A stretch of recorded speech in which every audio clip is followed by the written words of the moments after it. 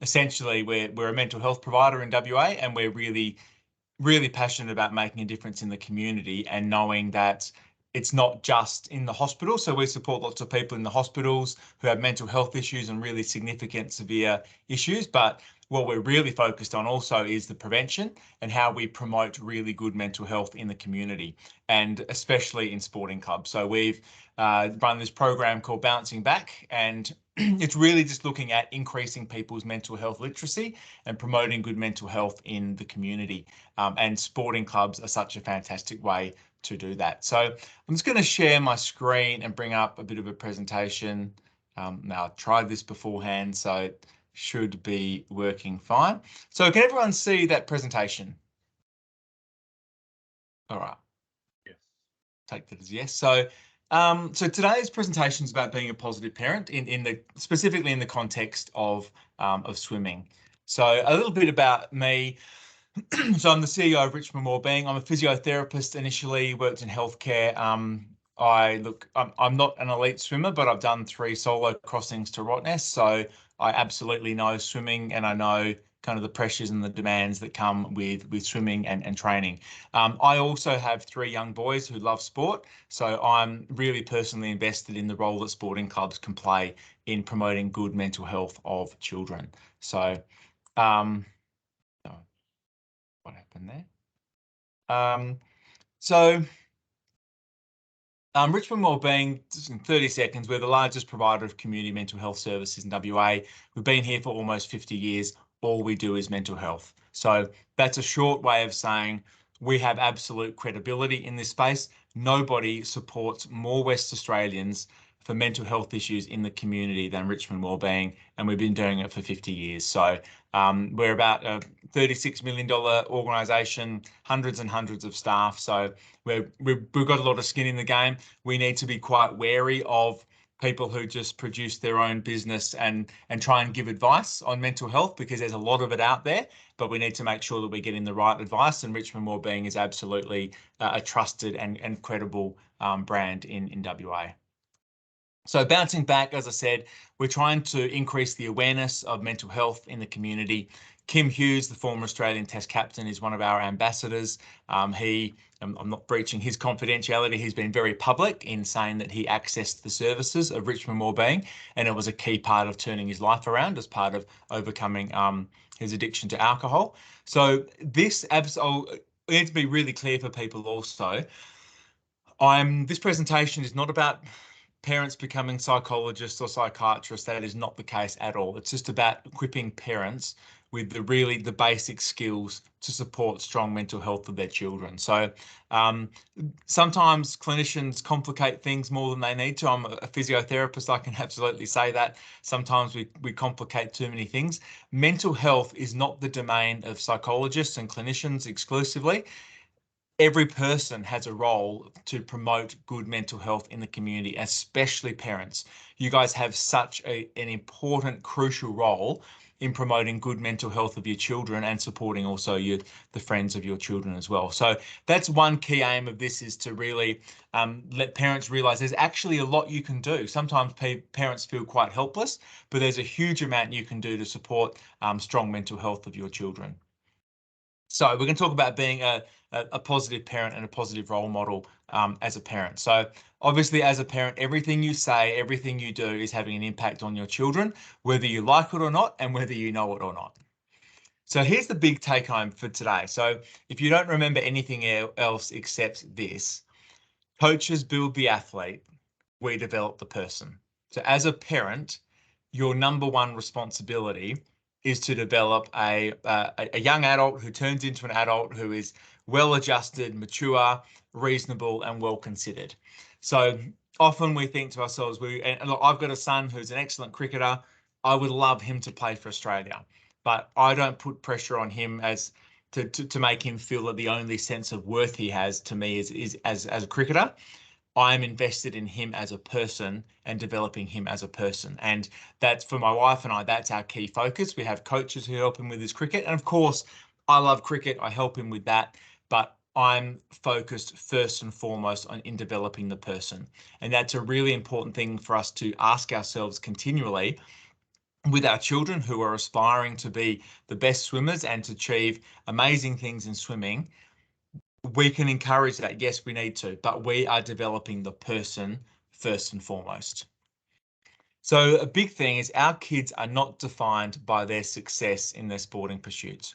We don't want our children to think that the value and worth they have to us rises and falls on their performance in swimming or any sport for that matter.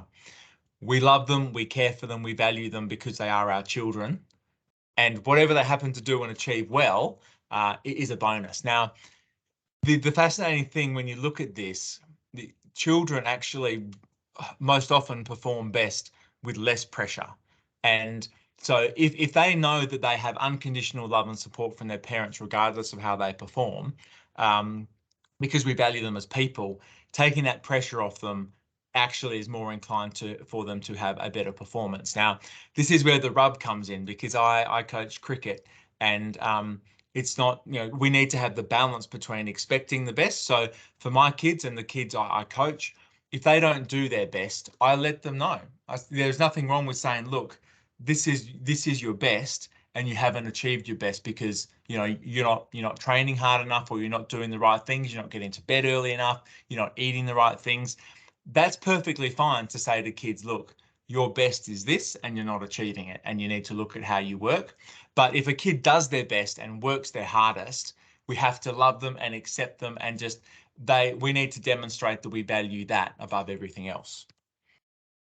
So as I said, the value of our kids doesn't rise and fall on their achievements. We love them, we value them, we care for them for who they are, not what they achieve.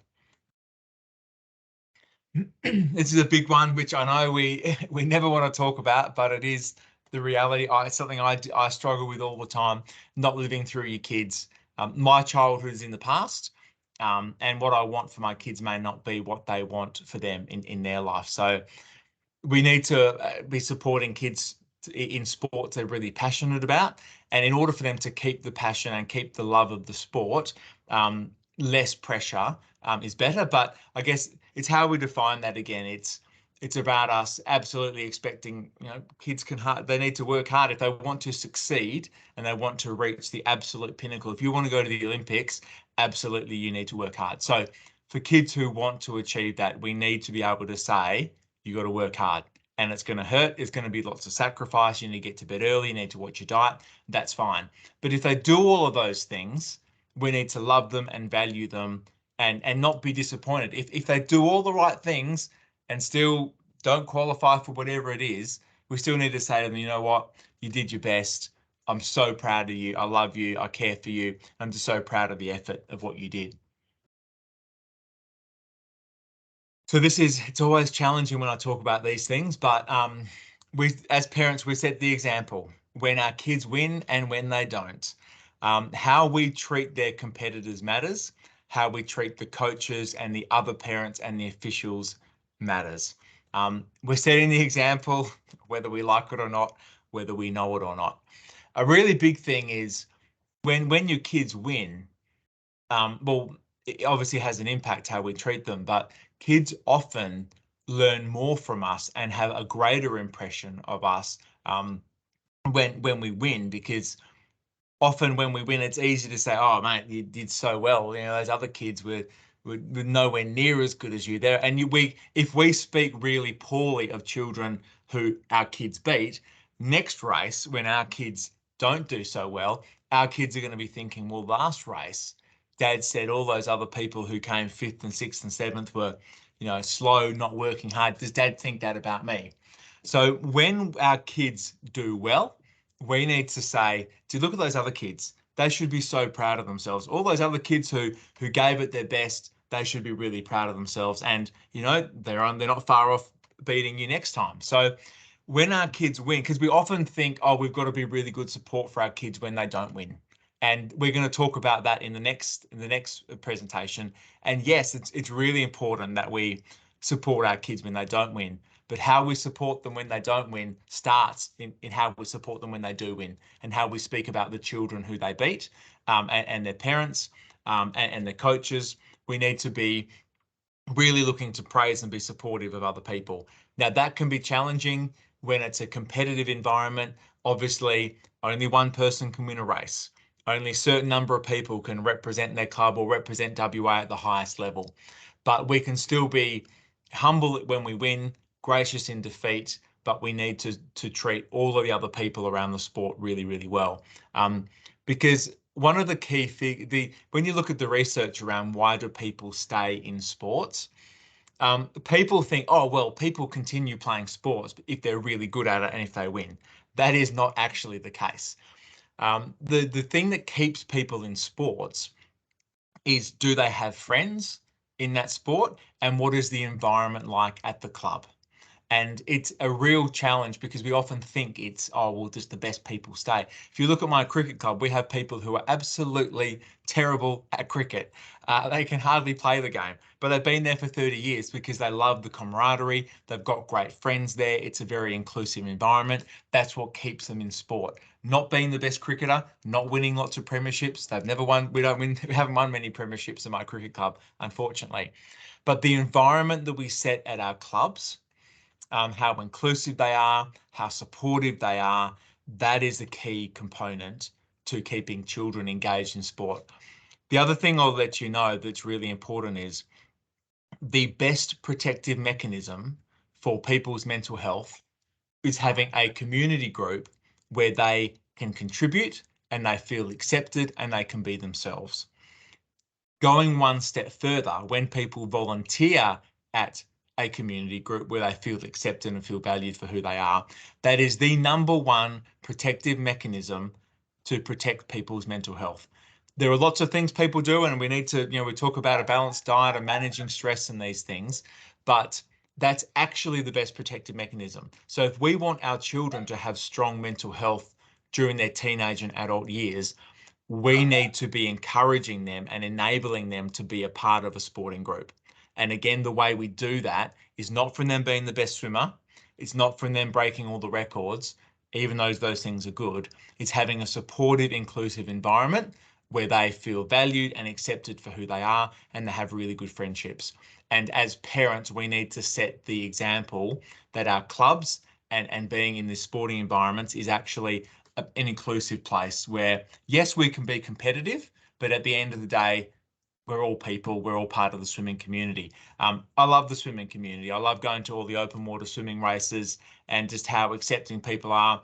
Once I broke my goggles and it was like literally walking through the chute to go in. And to some random person, I said, and I needed to do a qualifying time for Rottnest. And I asked this person who I barely knew from my swimming club if I could borrow a really expensive pair of goggles. And with that, because he had a spare and he was far more organized than me, he didn't even stop to think, is like, go for it, have them.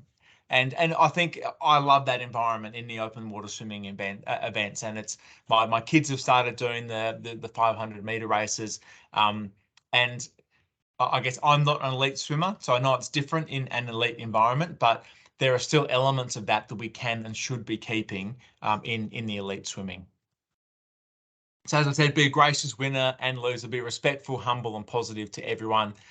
Kids, anyone with the children will know how much children pick up everything that we say, and again, the value that they consider they are to us and how we value them and what we determine is important is picked up by our everyday interactions. So here's an interesting thing. When do you give your kids your best? When do you give them the most energy, the most praise and happiness and joy? Because it can't just be when they win, and it can't just be in swimming. We need to be consistent and measured. So I guess if we look at the first point, there has to be times that we have to be spending time with our kids when it's not just swimming. We need to have other things that we talk to them about, because again, if the only time we really engage with our kids, the only time we give them our energy and give them our best is when we're talking about swimming or taking them to swimming. If they don't do well, they're going to think, well, hold on, my relationship with my dad is just built around swimming. What if I'm not good at swimming? What if I don't achieve what he wants? What if I actually don't like swimming? What's that going to mean? So we don't want our kids to think that their success in the pool is going to impact their relationship with us as parents, nor do we want them to think that if they leave the sport, it'll impact their relationship with us. So as parents, we need to have other outlets and other avenues where we're giving our kids time and energy and praise and happiness and giving our best. That's a really important thing to remember. And we can't just give them our best when they win. We need to reward effort. We need to reward character, hard work, and improvement above success. This is a really, really critical one. Now, I know the counter to this is, but Adrian, if you want to win in the Olympics, nothing matters more than success. I know that. I know in elite environments, people need to push, but if we don't reward the things along the way, there's just so much pressure for our kids. But also, it says the wrong thing. We don't just value success, but also if you want to achieve success, it's by hard work, it's by effort, it's improving your swimming, it's improving your times. But again, remember what I said at the beginning, we're developing great adults. We're not developing athletes. The coaches can develop the athletes. We're developing great adults. So we want to see great character from our kids. We want to see them bounce back when they don't do so well in a meet. How do they bounce back the next time? How do they keep their spirits up high? So these are the things. This is how we develop great adults. Is we reward the effort, great character, great attitude, great sportsmanship, hard work, and improvement. They're the things we need to really acknowledge and say to our kids, man, you're working hard. You haven't missed a session for 4 weeks. You're doing your physio really well. Gee, that catch is so good. I'm noticing how you're improving that. These are the things that we need to be rewarding and talking about with our kids. Cheer and applaud every athlete. Never speak poorly about any competitor, parent, coach, or official. And we sit here and think, oh, of course, that's easy. I'm just as bad as anyone when I go to junior cricket and things don't turn out. But gee, our kids pick it up. It makes such a big impact. They see it. And we need to, if we want to be the best parents and the best ambassadors for the sport, this needs to be something we live by every day. Do you know your code of conduct? Swimming WA will have a code of conduct. The events have code of conduct, and your club will as well. They're really good starting points. And I know lots of parents think, oh, look, we're just going along to watch. It's not going to be an issue.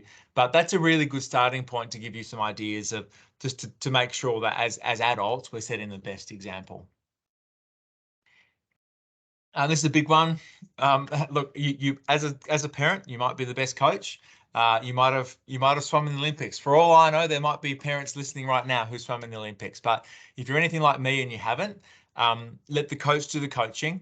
We'll do the loving and the caring and supporting. Now, of course, your coach might say, look, as parents, look, these are some things you can do during the week, but it can become very confusing for our kids if we become the coach, we're the parents. So again, now what I will caveat this by saying is parents know their children better than anybody else, and I'm not here to tell you how to be a good parent. I'm not here to tell you how to get the right balance. All I'm really doing is saying, here are some questions that you should ask yourself. You know, am I doing too much of the coaching?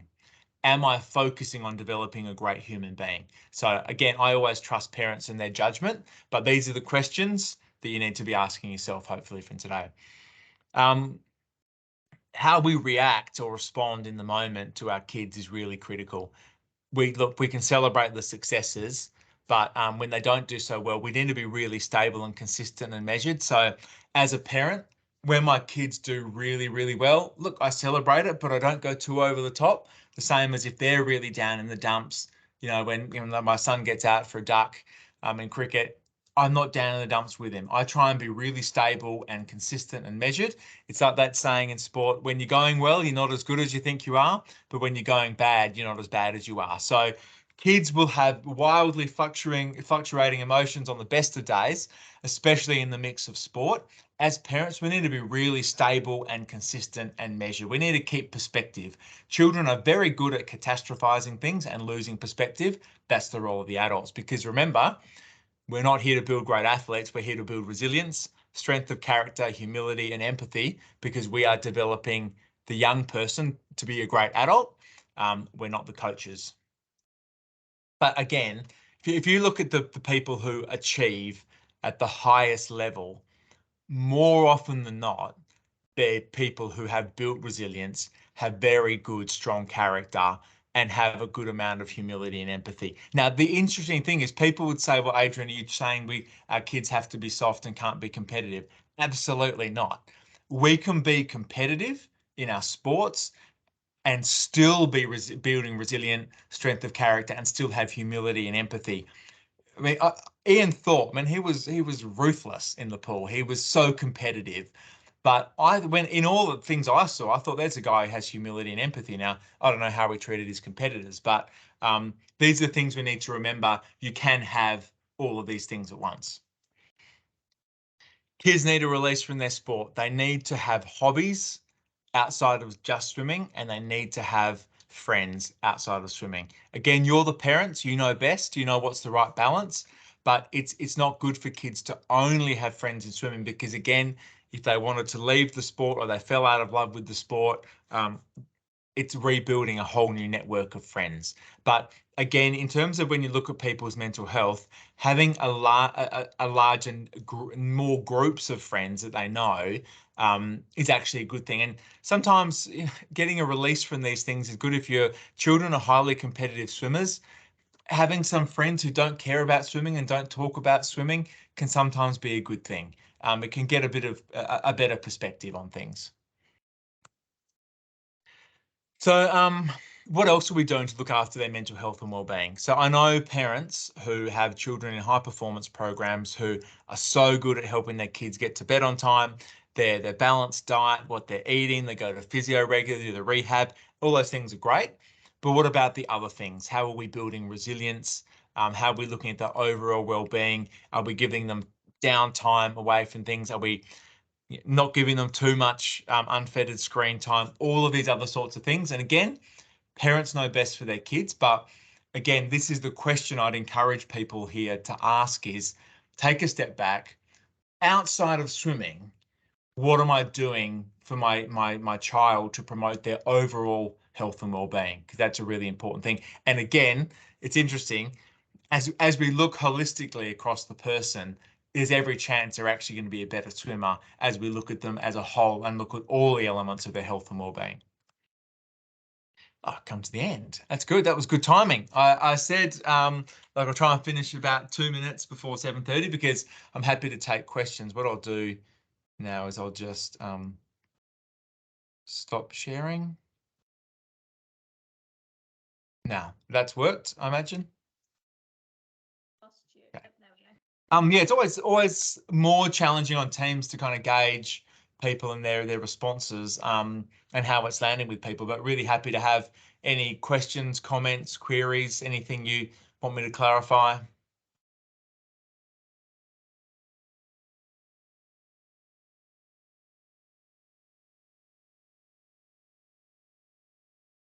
I've got one, Adrian. Yep, you great. mentioned earlier about pressure and I guess putting pressure on kids and things like that. Is there a way for parents to pick themselves up or know when they're putting pressure on their kids? Is there certain phrases or words that parents can, I guess, hear themselves say or potentially go, oh, hang on a minute, I'm actually doing probably not the best thing by my child? Yeah.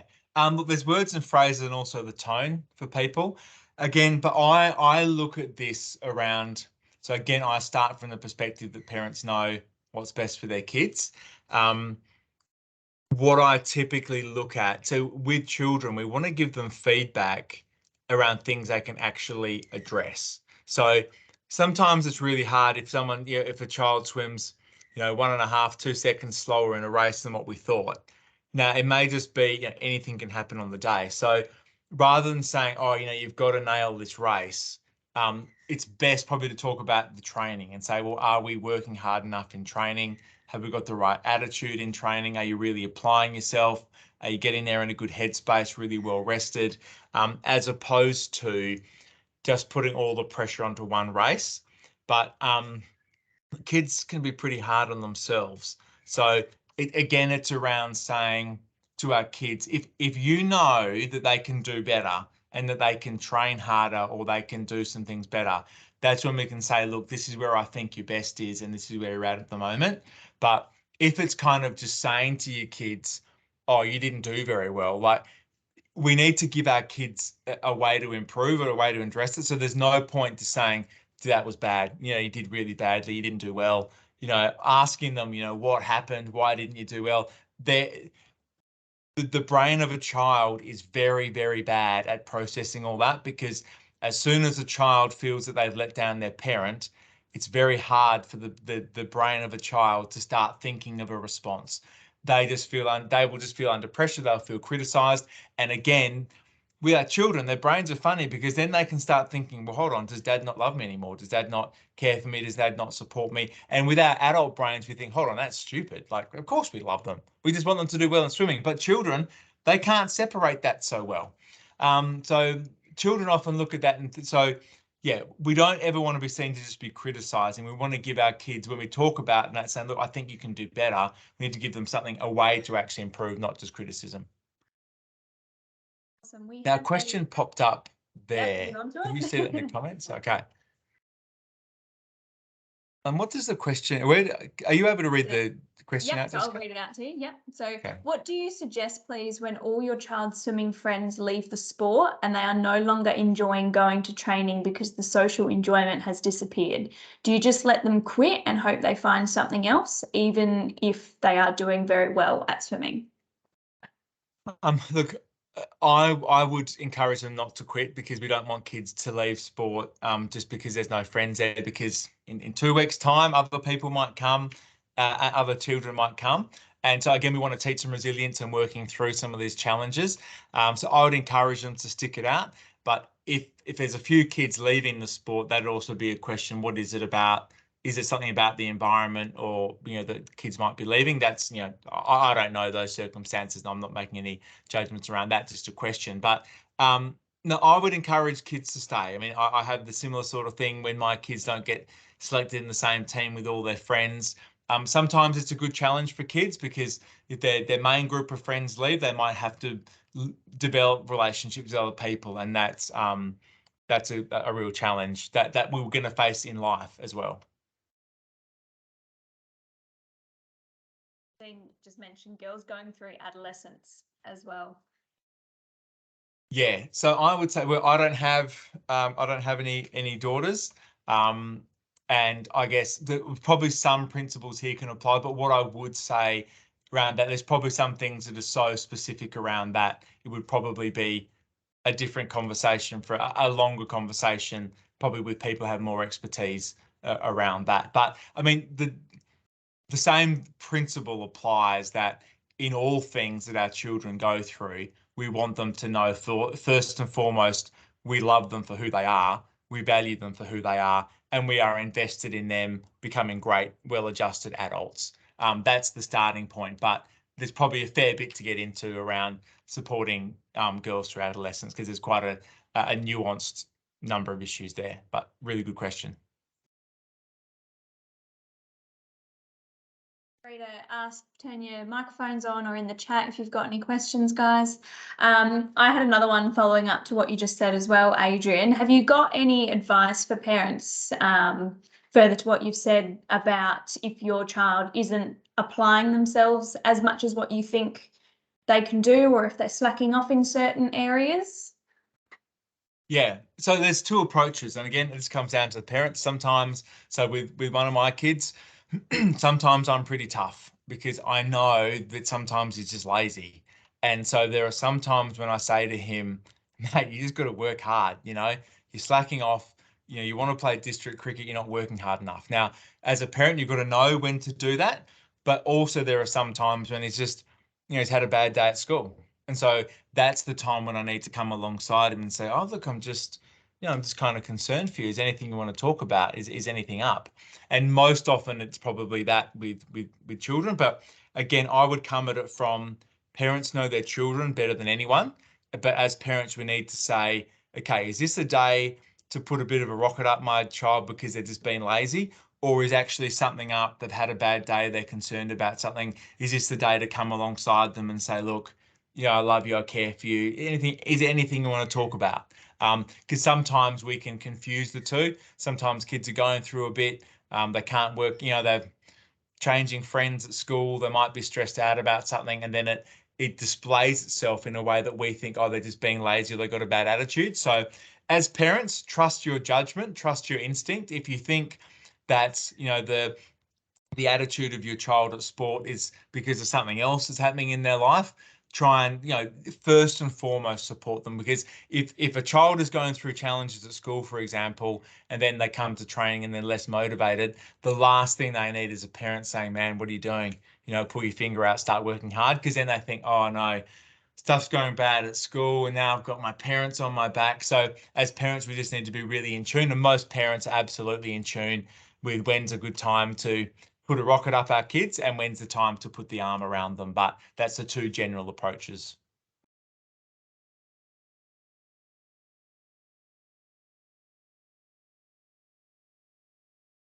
Anyone else got anything?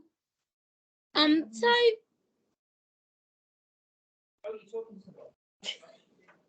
sorry, putting children to bed at the same time.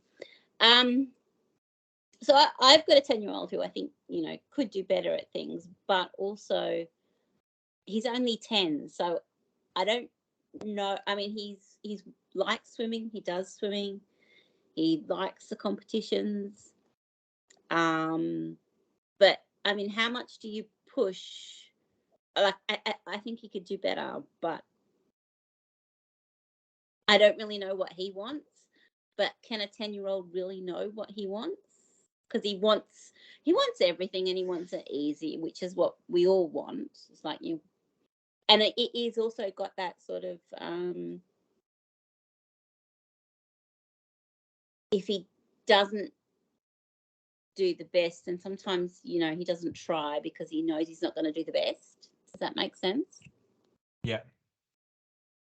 Yeah, so a couple of things around that. Yeah. Yeah, it can be hard if we are more motivated than our children, but where you can have the conversation is if you think he's not doing his best because he's kind of thinks, oh, well, I'm not going to do so well, so I'm not going to put the effort in.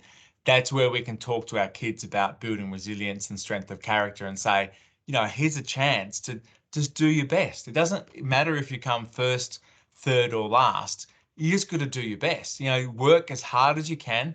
That's what I'll be super proud of, because sometimes kids think, oh, well, if they think that they or their parents only care about coming first, I think, well, if I can't come first, what's it worth?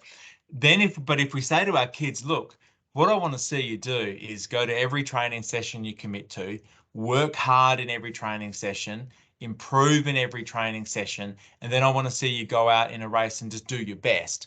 That's what I really want to see. Then the child can think, okay, I can really impress my parents, whether I win or not, just by showing the work ethic. And that's again around, if we focus on building the person and the character and the attitude and the work ethic, and talk to them about that, and talk to them about, you know, the benefits of sacrificing and working hard, because these are life lessons they're going to have to learn when they go out to get a job and go out into the real world. We're trying to develop in them the knowledge that if you're the best or not, that's irrelevant. What you need to do is try your best. You need to work hard. You need to sacrifice, because that's when it's actually really rewarding and very fulfilling. And so that's what we need to demonstrate to our kids, is that where you get that sense of achievement is not just from winning a race. That sense of achievement is, well, I've been to swimming every session this year. Man, I've improved. I just did a personal best in this race. I'm swimming better than I ever thought I was. So if we have that as the measure of success, and that's what makes us proud of our kids, that's probably a more effective way of trying to motivate them to to achieve their potential. Thanks. Welcome.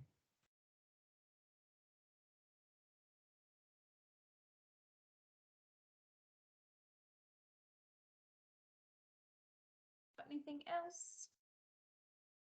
If anyone has any questions, I'm doing a presentation next Thursday and something to next year.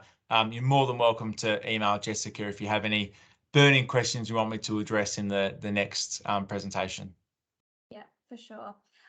Just on that, resources, and so things like books or podcasts or movies or anything like that, should we be promoting these to kids for good stories, or the motivational aspect from it? Is that a good source of inspiration from a parent's point of view? Yeah, look, I think the parents are pretty well placed to make those decisions, because I guess the other thing is, so when I talk about, supporting people with mental health issues, there's a range of resources there, but I guess that's really more resources for developing great young people. I guess the key is really focusing on what our kids read and what they watch. Kids can spend a lot of time watching useless TikTok videos, but trying to direct them to things that actually make uplift them and open their eyes to things. I think it's probably just about parents being really proactive in what our kids are exposed to try and motivate them in those things. I guess from our point of view, has anyone got a story of something that they are happy to share, that they think maybe that, is something that they've done really well for their kids, or they've seen it maybe from a club point of view, anything? Oh, we've got a cat. Is there any stories out there of maybe things that you've seen from a negative sporting parent point of view that maybe we can learn from, or something along those lines?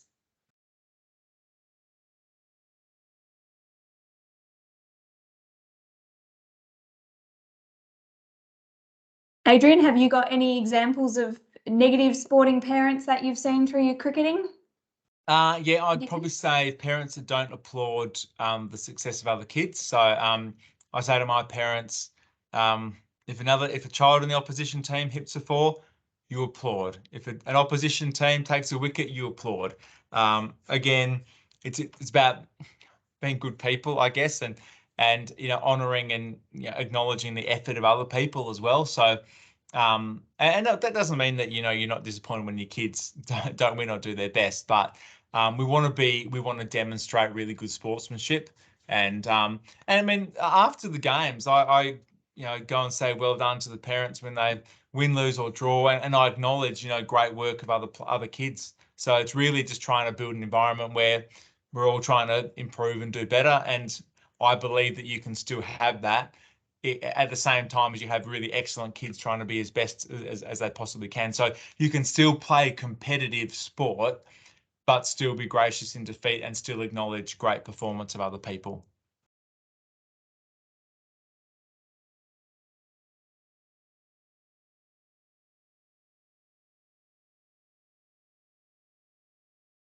Awesome. Thanks, guys. Yep. I think that might be it for everybody. So, but like Adrian said, if you've got any questions or anything you think of at midnight tonight and you're not sure, send me an email and we can follow up.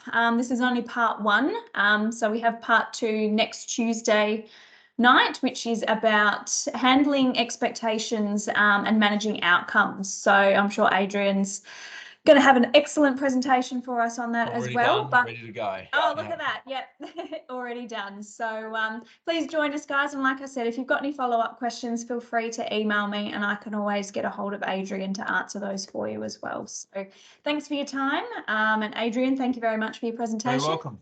Otherwise, we'll see you guys at the next one. See you later.